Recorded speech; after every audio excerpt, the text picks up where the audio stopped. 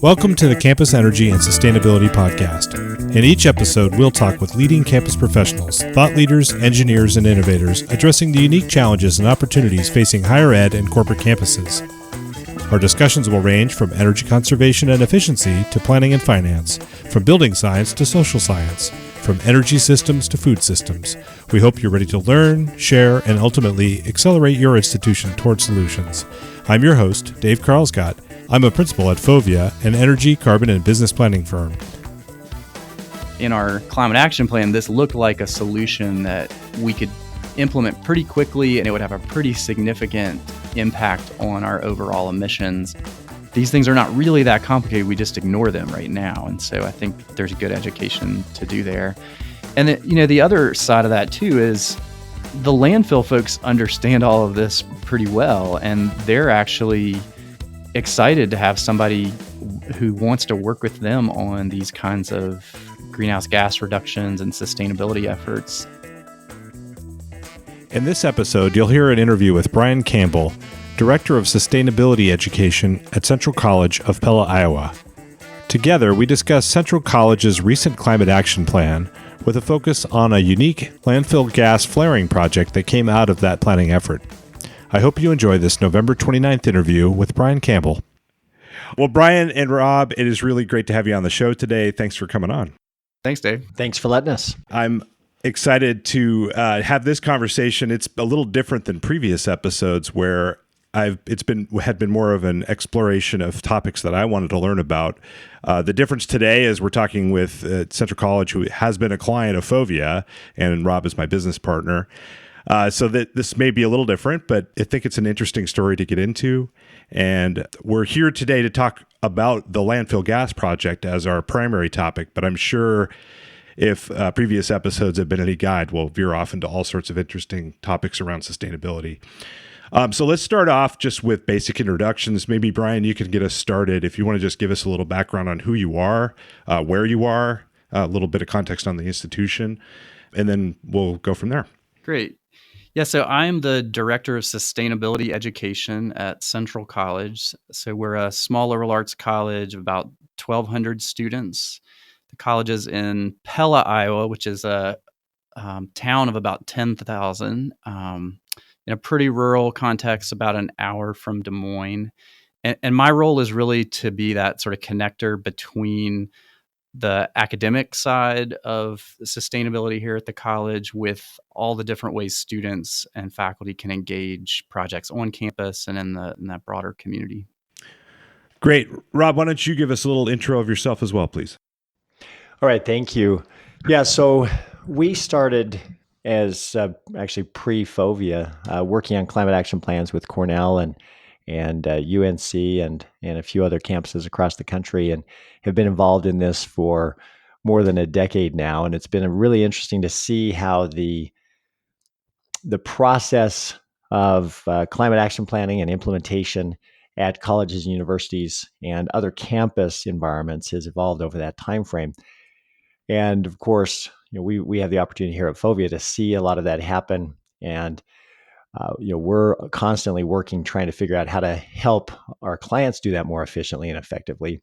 One of the reasons I wanted to bring Brian onto the podcast here is I was really impressed with how efficiently and effectively they were able to accomplish this at Central College and do it in a very productive way with on-campus stakeholders, and from my perspective, even more importantly, the extended stakeholders out into the community with constituents from the city, from the local gas utility, from the local landfill. And through that, I think they were able to identify some really unique opportunities that are going to be effective for them as a campus, but as I'm sure Brian will touch on later, also being able to leverage their influence throughout their broader community and even the region and the state. And so that's what I was really impressed with Brian and his partnership with his former colleague, Mike Leberden, on the facility side, and just felt like they were a good example of how to get this done in a very positive and effective way. Well, Brian, with that ringing endorsement, maybe you can give us a little more context on what led up to your climate action plan, and maybe even stepping back to telling us a little bit more about sustainability at Central College, and then how you got into this climate planning exercise. Like, what were you trying to solve, or what had you done before, et cetera? Yeah. So, I mean, my background is really as a historian, and so I've been here about 4 years, and one of the first things I wanted to do is kind of understand that context and what was already happening. So, Central's been doing sustainability for a long, long time, and Mike Lubberton is one of the people who's behind that. As you said, he retired about a year and a half ago after 39 years in the facilities department here. So he really left his mark. He was the first lead professional in the state, built the first lead buildings in Iowa here on our campus, and just was always looking for ways to try new things and to really figure out how to partner with faculty and make that academic connection, which I think, like you said, Rob, is sometimes pretty rare for those relationships to work well, but they really do here. So there's been, this history of operational stuff. Also, food is another area where there's been a lot of commitment to sustainability. So we have a organic garden that produces fruits and veggies, has a small orchard and permaculture plots and pollinator friendly stuff and honeybees. And all that is really, again, connected to this longstanding academic commitment to teaching and learning about sustainability. So it's a small campus, and I've been impressed, for the whole time I've been here, with the creativity and collaboration among faculty. Some places people are not always willing to try new things, but that's really the opposite here. People are always looking for ways to work together, and sustainability was identified over a decade ago as this connecting thread. And so we have a first year seminar that's an interdisciplinary kind of introduction to liberal arts, and sustainability was the first topic that was chosen as this kind of common theme that would cut across all these courses. And so over a fourth of the faculty were teaching about sustainability, and that really kind of organically led into adopting a core requirement. So part of our curriculum is that every student takes a sustainability course. And actually this month is the 10th anniversary of the faculty adopting that. And so in the years since, we've done lots of workshops, and faculty have developed all sorts of courses on sustainability that are in every department, as well as our programs abroad and all sorts of things like that. And so, yeah, it's really well integrated here. But the climate piece was something that I think, probably not unlike many other campuses, when the first President's Climate Commitment, now Second Nature Commitment, when that was unfolding, we were one of the early adopters of that. We said, yes, we're going to move towards carbon neutrality, but there'd never really been any kind of planning for how to do that. And so, like many campuses, we set this date that was way out in the future, and the idea was we'll just figure it out as we go. But part of what I was hired to do was come in and help do a real climate action planning process and put some numbers on paper, and, as you said, get stakeholders together and kind of figure out how we were going to actually meet this goal. Great. Well, yeah, give us a little bit more detail on just the stats of what is the problem you're trying to solve in terms of your footprint. Like, where are your emissions coming from? How big is it relative to other schools? Just for framing. Yeah. So our emissions are around 10,000 metric tons a year. About a third of that is Scope 1, so our central steam plant that's runs on natural gas. A little more than half is Scope 2 electricity, and then about 15% or so is Scope 3 emissions. So yeah, so we wanted to look in more detail at all of those, understand, in a little more detail where we could make an impact in each of those areas, and then, think creatively about what the opportunities are here in our particular context. Yeah, and Rob, maybe you can speak to where does that fit relative to other institutions? How does Central College compare? So currently there's about 600 active signatories to the climate commitments, as managed currently by Second Nature. And Central College is actually more typical than you would think. As Brian said, they've got about 10,000 metric tons. annual emissions. And that's pretty typical for the population of campuses that we're talking about. There are probably about half that are kind of in that range, in the 10 to 20,000 metric ton range.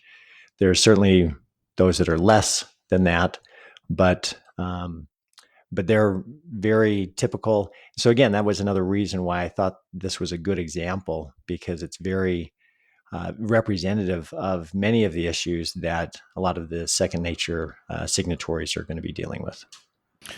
Talk me through a little bit about what you looked at. I mean, I actually wasn't really that actively involved with this project, so I'm asking this honestly. What were some of the strategies that you pursued? Not just what ended up on the final report, but what did you discuss? How did you go through that process of figuring out what to even think about to get a handle on the emissions over time?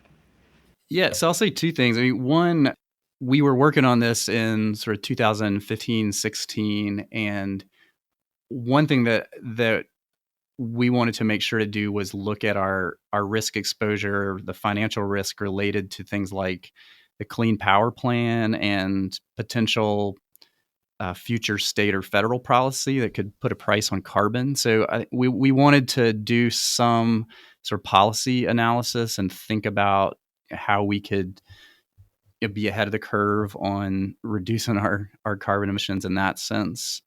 So I think that was maybe somewhat unique compared to how some campuses approach it. Ironically, or I don't know if that's the right word, but we finished the plan, right at the end of 2016, just as the presidential elections were wrapping up. And so at least in the short term, it looked like that risk of, more aggressive climate policy at the federal level was very unlikely. But I still think it's really helpful that we've, kind of put that in the plan as something that we should consider in future planning. But, in terms of mitigation strategies, I think a lot of what we looked at are the pretty standard sorts of ways of reducing greenhouse gas emissions and saving on energy. So we did campus-wide audits of our lighting and all of our buildings and had engineers come in and put together pretty detailed lists of different things we could do in each building. We looked at opportunities for renewable energy, for doing solar and wind, both on site and off.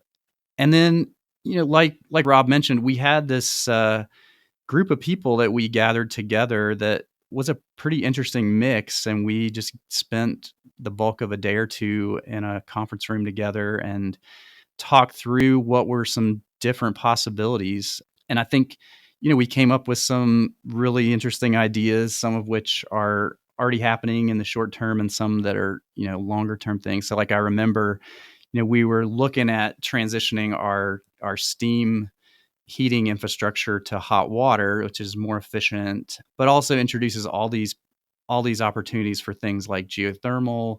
We had our city administrator in the room and we started talking through, we have a major sewer line that runs right along one edge of campus, right by the steam plant. Would there be ways to put heat exchangers in that sewer line, lower the temperature of that pipe just minimally, but do some warming of the water that we'd be circulating on campus? And so I think things like that came up that were precisely because we had all these stakeholders together. And like Rob said, we had relationships with these folks before and have worked on different projects together.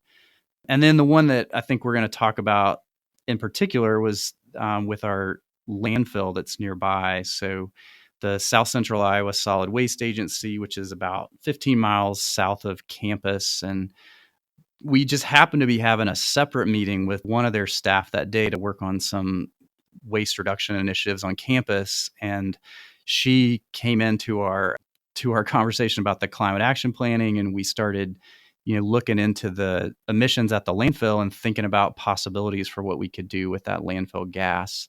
And yeah, that turned into a pretty unique project that we can talk a lot more about.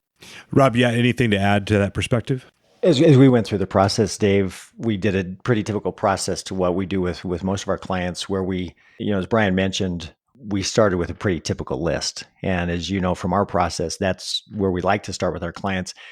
There's no reason to recreate the wheel from place to place to place. Let's start with what most people are considering and then adjust from there. And as Brian said, this broader group was very helpful in helping process through what would fit, what wouldn't fit. We were able to get to the answer no on a lot of things very quickly. They either weren't viable for the specific situation there at Central College, they wouldn't fit culturally with what was going on there. Anyway, there were a variety of elements, and we were able to really get rid of a lot of those typical answers and then focus on those that would be most interesting for Central College. And so, anyway, it just was a good, again, example of an efficient process just from even narrowing it down to what are the core things we're going to focus on here. Well, and from what I've seen in the plan, you did end up with some typical solutions such as energy efficiency or maybe some long-term changes to the infrastructure, as Brian was just describing.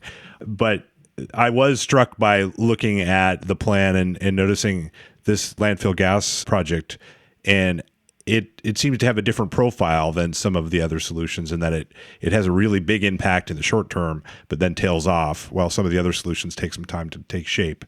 But maybe let's transition and talk through that. Like what is this project that you're considering? Where are you now, Brian, with this? Because I know it was just in theory when we were doing the planning work. Yeah, so early on, I think we just quickly, pulled up some data and realized that this landfill, it's a relatively small landfill, small enough that by state and federal regulations are not required to do anything with their methane emissions. So they don't have to do any flaring or electricity production or anything like that. And so they never have. And they report about 30,000 metric tons a year. So that is just based on kind of modeling the volume of waste and the age of that waste. And like you said, the way this landfill gas works is that there's a certain period in the decomposition of the waste where it produces quite a bit of methane, and then that tails off over a few decades. And so we learned that there's a substantial amount of methane at the landfill, about 3 times the total footprint of our campus. And then we started talking about what are the different ways we could use that. Since the landfill is not required to do anything, we do a project in partnership with them. There would be the potential for us sort of claiming credit for that mitigation, and then also the possibility for using that. So we looked at what it would cost to do a pretty comprehensive infrastructure for capturing that methane, either to connect that into pipeline quality gas, that would be able to kind of offset our natural gas supply for our boilers, or to run generators and produce electricity that would offset some of our electricity purchase.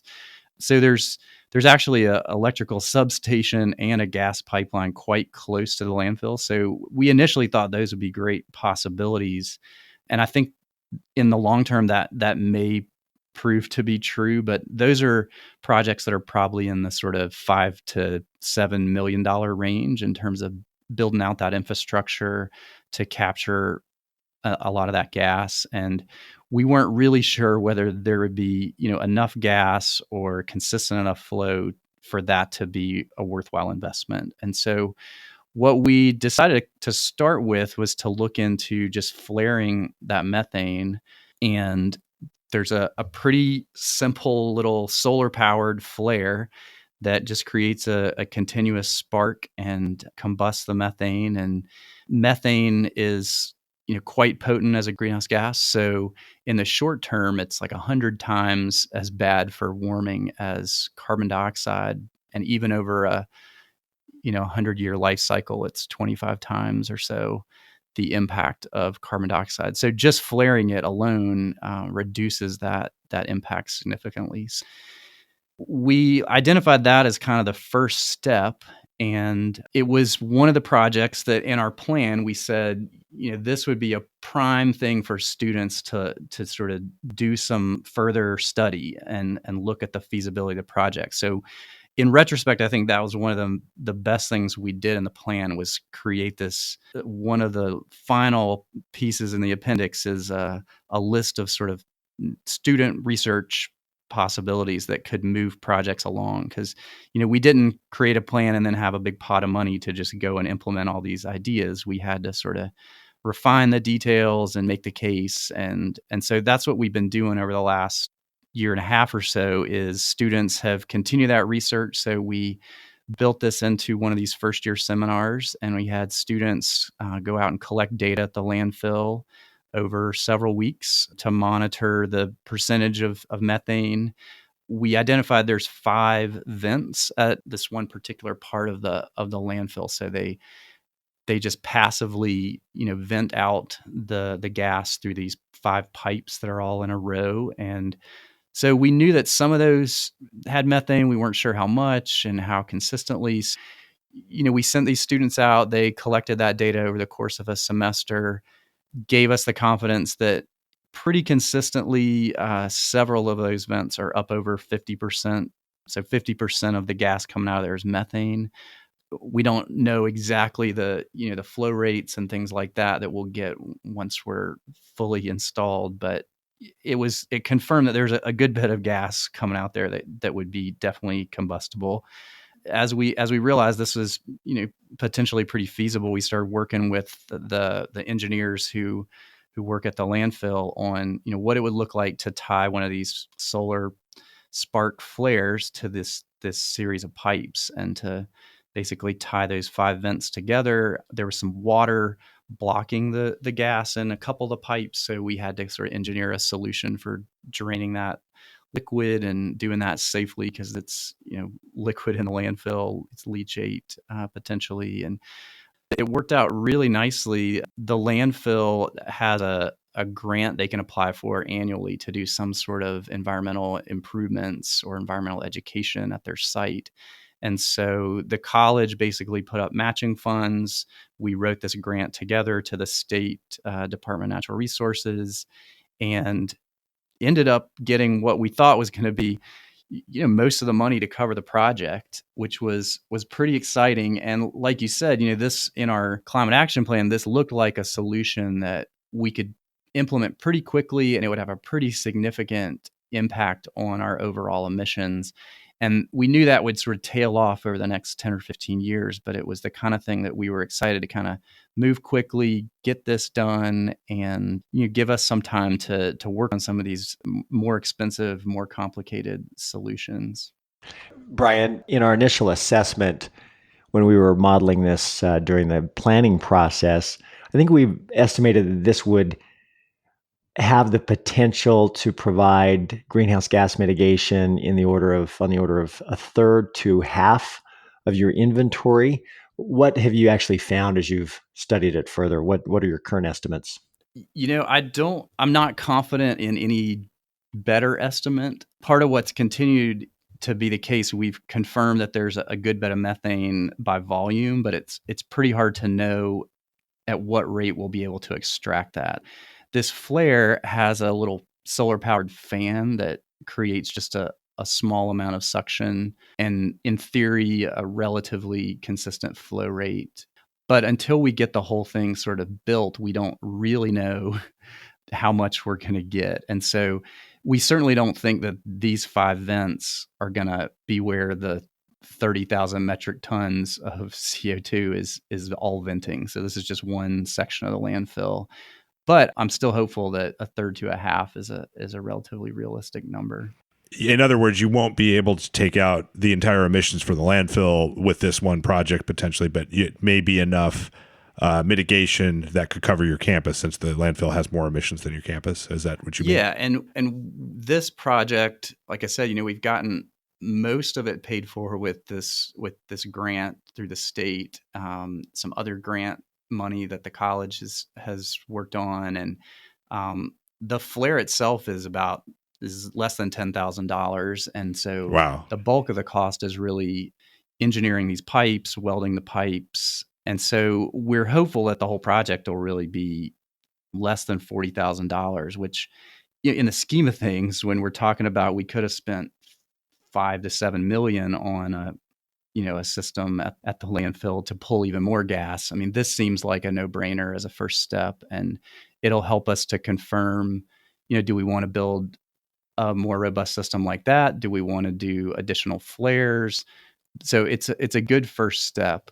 The challenge has been that, well, a couple of things. So we put together this budget and sort of got some estimates on what it would cost to weld this HDPE pipe and connect these 5 vents. When the actual bids came back, they were far higher than what we had expected. And so it felt like for a while this might end up costing us more than more than we had planned, and that this grant wasn't going to actually cover it. But this is again where I think having a good relationship with the folks at the landfill has been critical. So they're really committed to doing this. They think it's a cool project, and it's the kind of thing that could be, a good model for other small landfills, just like it is for other small campuses potentially. And so there's a fair number of landfills this size, especially in rural contexts like Iowa.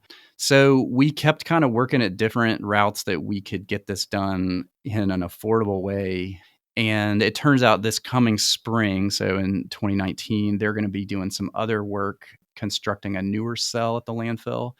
And they're going to have contractors out there who are going to be doing pretty similar work, welding pipe and digging and stuff. So this is one of those examples where, something that's a great project, but not cost effective on its own, but can be really ideal when the moment's right, when you're doing other work or other kind of maintenance and repair. And so that's the plan right now. So we are kind of rolling this into the contracting work that they're going to have going on with some other expansion at the landfill. And so we're going to get this thing connected really as soon as the ground thaws out, and we can do it in the spring. So it turned out that's going to, we think, make the cost pretty similar to what we had expected.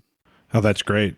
Well, and can we back up a second? I want to make sure that listeners understand the math, how this works, because basically this has no impact whatsoever on Central College's infrastructure itself, right? Like, it's not directly reducing your emissions, correct, I suppose, except to the fact that your garbage goes to this landfill, correct? So, I mean, it does have that loose connection. Yeah, and this is actually one of the interesting things. So, this week happens to be energy competition on our campus. So, like lots of campuses, we have sub-meters in our buildings. So the different residence halls are competing to see who can save energy. And so as we were working on this landfill gas project and I was doing the math, one of the things we realized is we do these energy competitions, we focus attention on electricity and heating, and that's obviously really important in terms of mitigating greenhouse gas. But the percentage of our overall footprint that students have control over in their dorms, the plug load, the lights, the minimal, changes they can make in thermostats, it actually is pretty similar to the footprint of our solid waste that goes to landfill. And so, even though we do, significant amount of composting of our organics and all of our food waste, just in terms of the sort of standard math of greenhouse gas reporting, the amount of solid waste we send to the landfill it's small in the scheme of things, but it's in some ways, we ignore that far more than these other areas. And so we focus all this attention on, things like plug load and lighting, that's teaching students to minimize that impact. But then we send waste, quote unquote, away, and we forget about it. And so I think there is some good opportunity for education around that, and for raising awareness about organic waste and landfills and how that is part of climate change and also opportunities for climate solutions. Yeah, it really is a game of focusing on the things that matter, but that depends on your perspective. But go ahead, Rob. Yeah, I just wanted to interject here. As you talked about the math, and one of the real benefits of this type of project is how quickly this can have an effect on the broader global greenhouse gas emissions. I mean, obviously, this is a small project in the grand scheme of things, but if we could do lots of projects like this, some key things to remember. This is a landfill that is not required to flare, as we said earlier. So that makes it so this meets the additionality test for greenhouse gas offsets and mitigation. And so that's an important element here as folks are looking for projects like this. Not every landfill is going to provide an opportunity like this that would meet that additionality test and the other requirements for offsets. But this one does, and so it can have that quick impact early on and help make that impact. So those are just some things folks need to keep in mind as they look for these types of opportunities. Brian, I had one question for you. I wanted to you mentioned student involvement. What's been the feedback from the students? How have they enjoyed this project? What's some of the value that they have harvested from this opportunity? Yeah, so I think, one is just visiting a landfill and seeing piles of waste. And, we're in a relatively rural area. They collect waste from several counties. It's nowhere near as big as, landfills in a more urban context. But I think that alone, having students visit a landfill, understand, what a landfill is and how that's connected to climate change, I think that's been great learning. We've had several different classes now who've worked on this project and made field trips there. So that's been good. Like I said, we've had classes collect data to prove the feasibility. This semester, we've had a class that's been drafting a safety protocol for students who'll do ongoing data collection. So once we get this installed, we're going to have a regular schedule of students to go and collect data and verify the emissions. So they're working on a safety protocol as well as a protocol for how we're going to collect that data. Yeah, and I see a lot of possibilities for future, student engagement as well, for connecting things like solid waste into our thinking about climate change in the way that we're doing, like I said, things like energy reduction, energy conservation competitions and things like that. So I think there's a lot of ways we can do good education about organic waste. Yeah, one of the things that's been interesting for me thinking about waste and recycling and composting and all of these different things, we have all these landfills that are out there that are essentially the sins of the past, where we've been putting organic waste into these things for a long period of time. So this project really is only possible because of mistakes that were made previously, but it's really not a long-term solution. This isn't this. You don't want to create more landfills just so you can get the waste out of them, right? I mean, it's more of an accounting glitch almost, but it is real emissions. I don't know if either one of you guys want to talk to that. Yeah, it's real emissions. And as you said, it's already there, and it's an issue that needs to be dealt with. So if we can deal with it in a very positive way, there's lots of co-benefits associated with projects like this as well. There's, as Brian mentioned, there's the possible energy, harvesting energy opportunities. There's the air quality opportunities, water quality opportunities associated with these types of projects. So there's a lot of benefits. And so if a campus has an opportunity to influence a situation like this and add some fuel, so to speak, to the opportunity, and put the students out there, put just the energy, even if it's not the funding, the excitement and enthusiasm for the project, there's an opportunity to influence significantly these types of situations. So lots of co-benefits associated with it. And so, yeah, Dave, as you said, don't go out and create more landfills. And yes, let's, as Brian has indicated here, let's be very efficient with how we deal with existing waste and future waste and waste diversion and composting and all those kinds of things. But where we have a situation like this, let's dig in and try to get it as quickly as possible.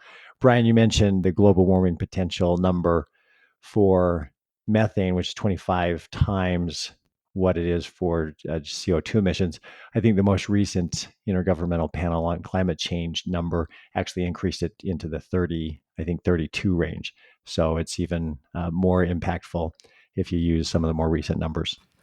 Well, and Brian, I wanted to that point, or broader point around, you don't want to create landfills just to create the project. That's really backwards thinking. And similarly, I know there's a lot of argument around, like eating meat, for example, but, you also can hear about hog waste being a source of biomethane. Did that come into the conversation when you were talking with people about that, or how has this project been received? Because in one sense, it's really simple. Like you're gonna burn methane off a landfill and you're gonna take the credits.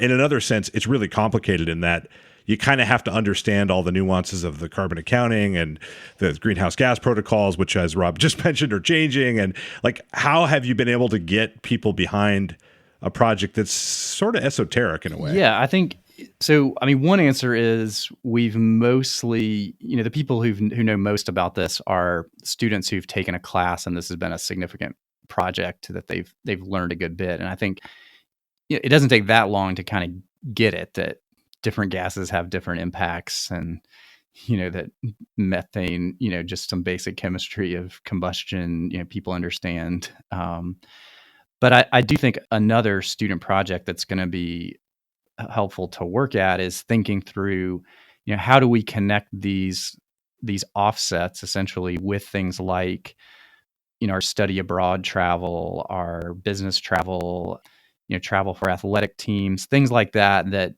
in the short term, there's not good alternatives to fossil fuel powered flights, for example. So we're having good conversations already about how we build sort of modules into our pre-departure process for study abroad so that we can help those students understand how this project locally can be, a way of getting them to think about climate change on that global scale as they're traveling to other contexts to spend a semester.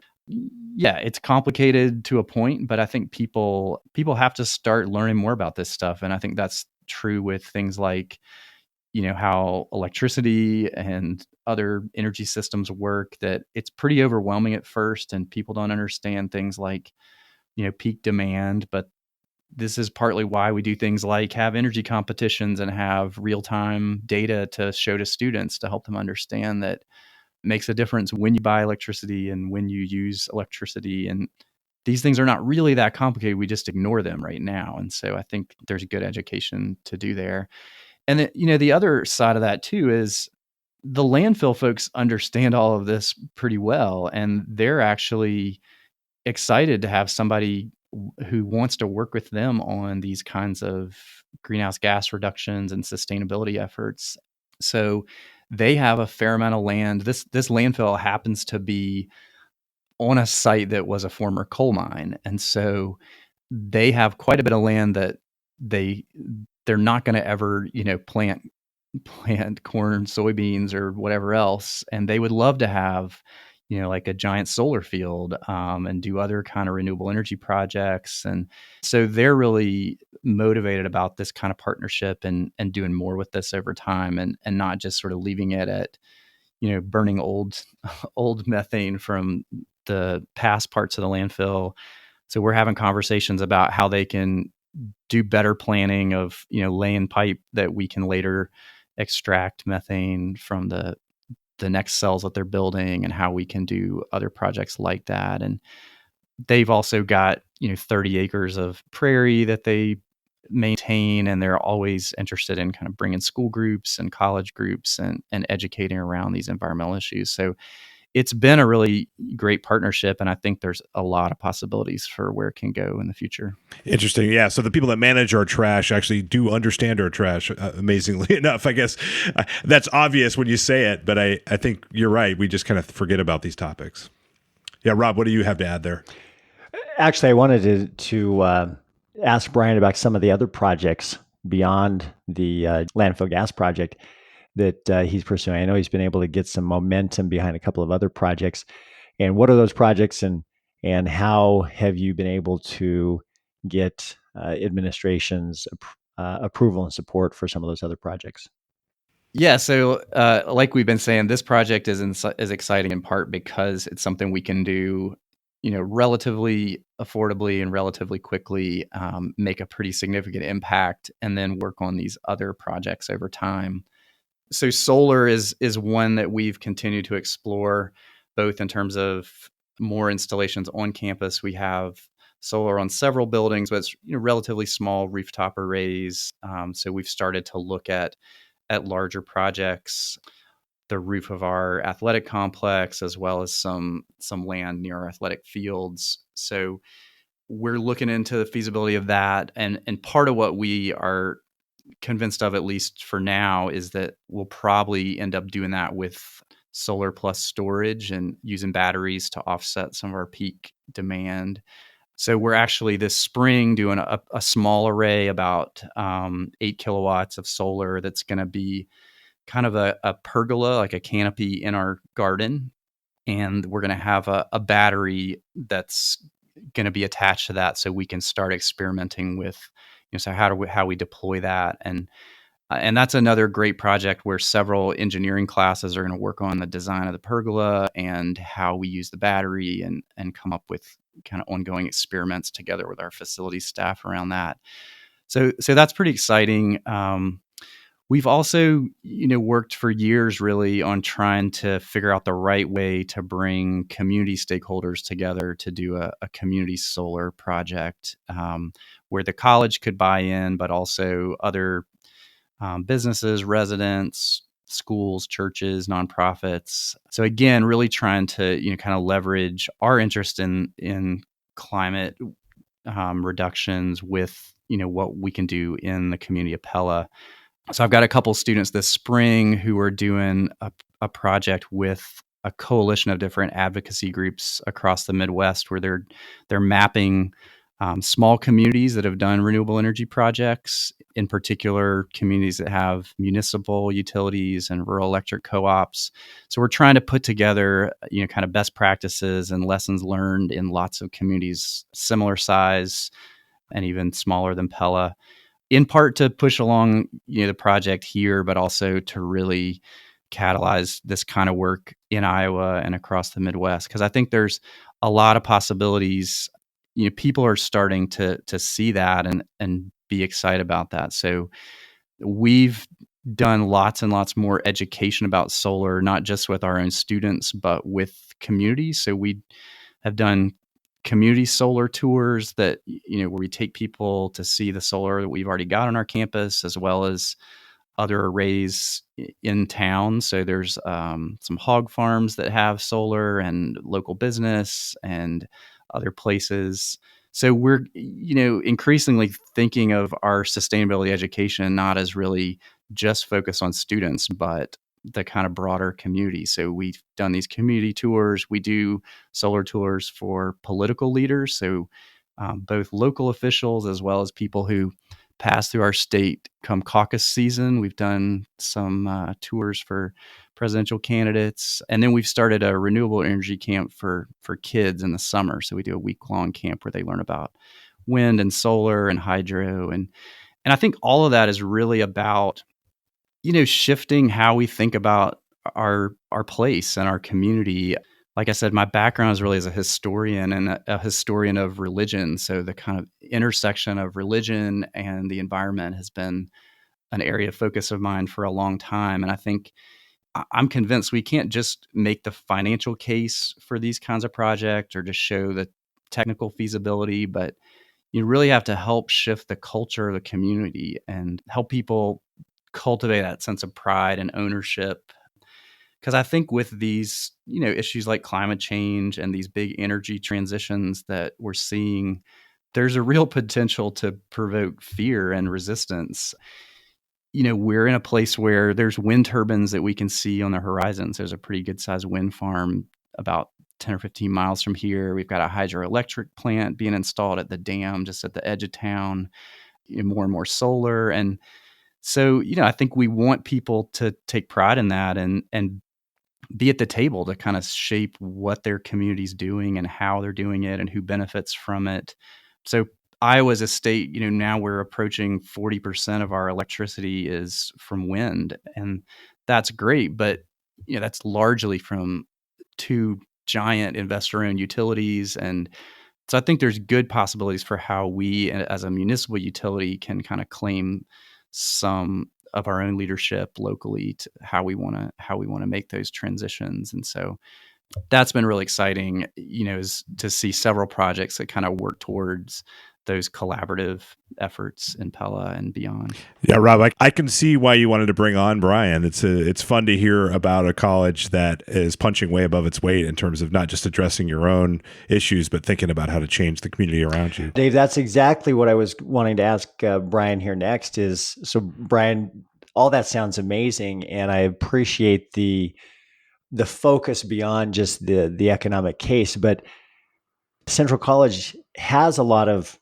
fiscal worries, not necessarily worries, but I mean, you don't have the deepest pockets in the world. So how are you dealing with that side of things, and how are you getting the buy-in, the resources, and the momentum that you need to be able to do these things that you're doing? Yeah. So, I mean, I think like many, many small colleges, we are struggling with, declining enrollments and how we maintain budget. And, that's stressful for people.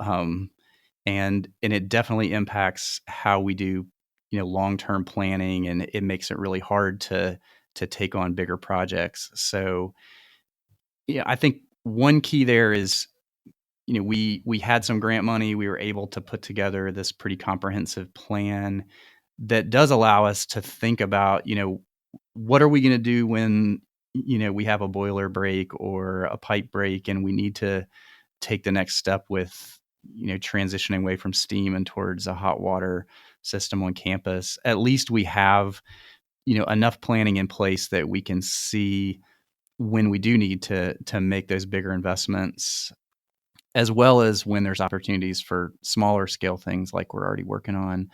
But I think it also takes creativity. It takes these kind of partnerships, looking for things like grants and collaborations with folks like the landfill or the community.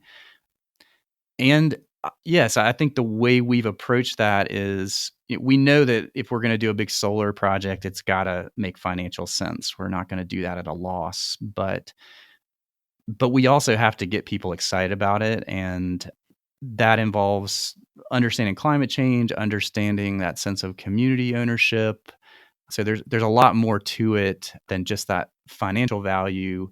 First and foremost, for us, there's the educational value of teaching students. And I think that's where, if we're going to solve climate change at the global scale, it's not going to be just by knocking out, the emissions of a small college and getting to carbon neutral here at Central. It's going to be educating students to go out and solve these problems in the businesses they work at and, the communities they live in.